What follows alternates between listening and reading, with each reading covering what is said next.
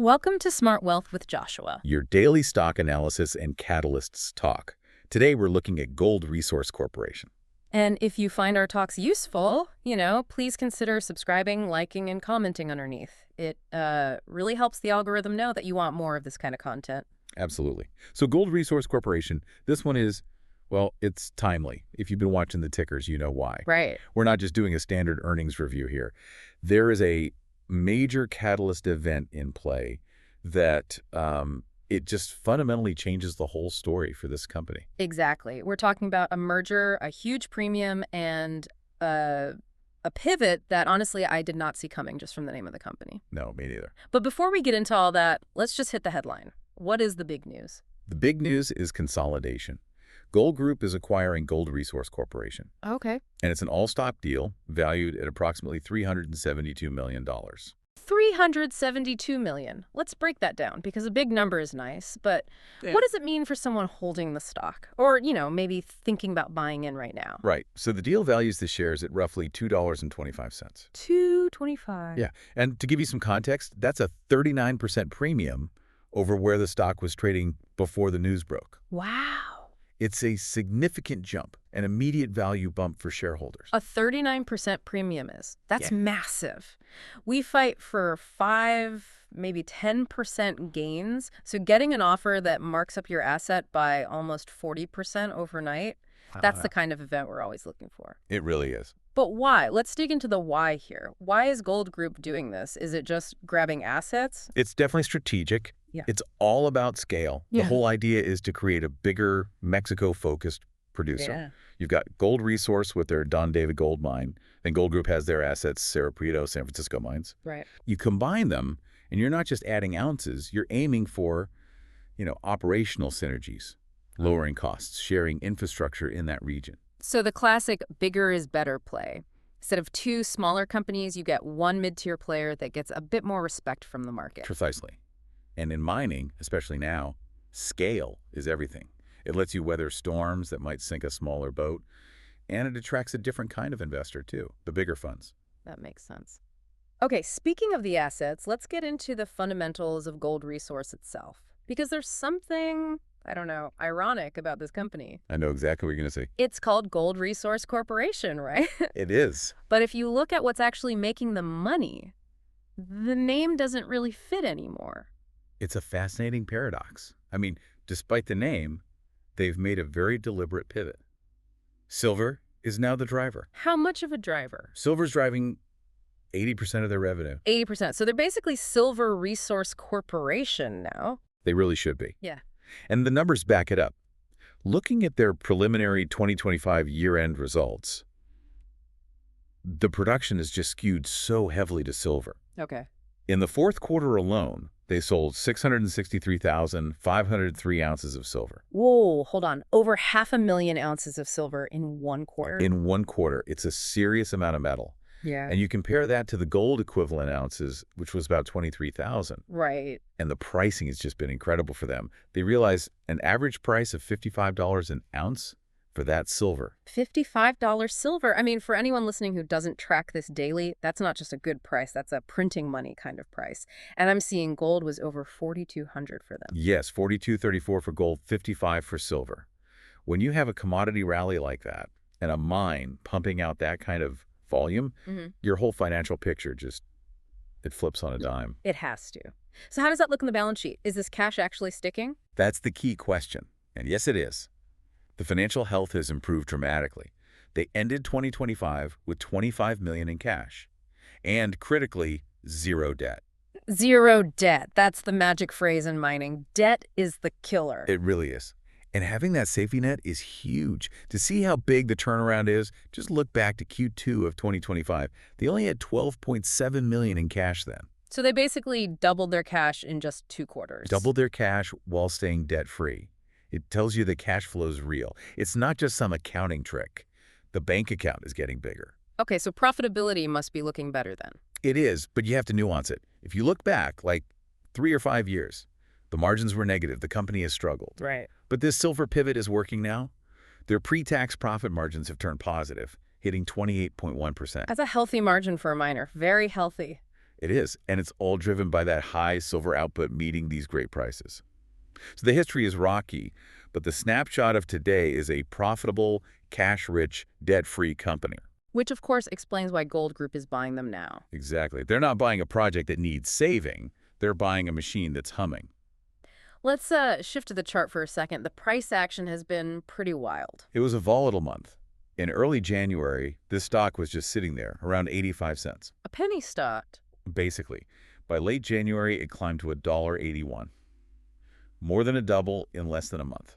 What was the driver for that? Was it all merger rumors? It was a couple of things. The rumors started, which pushed it up about 12%. Yeah. But then there was a blockade at the Don David mine, labor thing. Oh, okay. When news broke that the blockade was resolved and they were back to work, the stock popped another 22%. So a relief rally on top of a rumor rally. The market sentiment clearly shifted. It did. AC Wainwright came out, raised their price target to $2, put a buy rating on it, and they specifically cited the silver focus. And what about big money? Are any heavy hitters involved here? Yes. Yeah. And this is a major credibility booster. Eric Sprott. Eric Sprott, a legend in this space. The very same. He holds over 10% of Gold Group and has already signed a voting agreement to support this merger. Okay, for anyone listening, that is a huge deal. Having Sprott on board is like a massive stamp of approval. It signals that the smart institutional money has vetted this, and they like it. It signals strong confidence, and we saw that in the volume. It spiked. Pre-market, after the announcement, the stock just flew on heavy volume. Selling pressure vanished. All right, so premium buyout, profitable silver pivot, zero debt, Sprott's on board. It sounds like a slam dunk. But there's always a bear case. What could go wrong? Always risks. The first is legal.